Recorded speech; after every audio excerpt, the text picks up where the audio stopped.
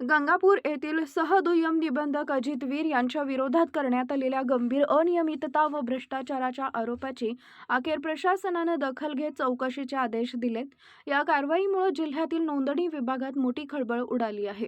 या प्रकरणी ठोस पुरावे सादर करत राज्याचे नोंदणी महानिरीक्षक व मुद्रांक नियंत्रक पुणे यांच्या कार्यालयासमोर ॲडव्होकेट इम्रान पटेल व एजाज पटेल यांच्या वतीनं उपोषण करण्यात आले होते. संबंधित उपोषणाची गंभीर दखल घेत नोंदणी महानिरीक्षक कार्यालयातील उपमहानिरीक्षक कार्यसन उदयाराज चव्हाण यांनी तात्काळ चौकशीचे आदेश जारी केले.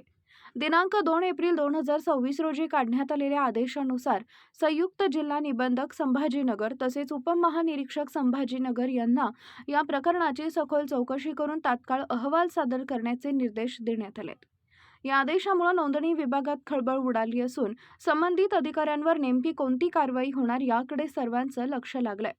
उपोषणकर्त्यांनी सादर केलेले पुरावे व आरोपांची तीव्रता लक्षात घेता या चौकशीचा अहवाल निर्णायक ठरणार असल्याची चर्चा आहे.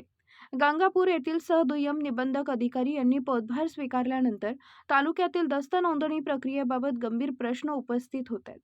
तालुक्यात जे दस्त नोंदवले जात नाहीत असे दस्तऐवजही वर्ग 2 मध्ये शासनाच्या नियम व आदेशांना बगल देत नोंदवले जात असल्याचा आरोप होतोय.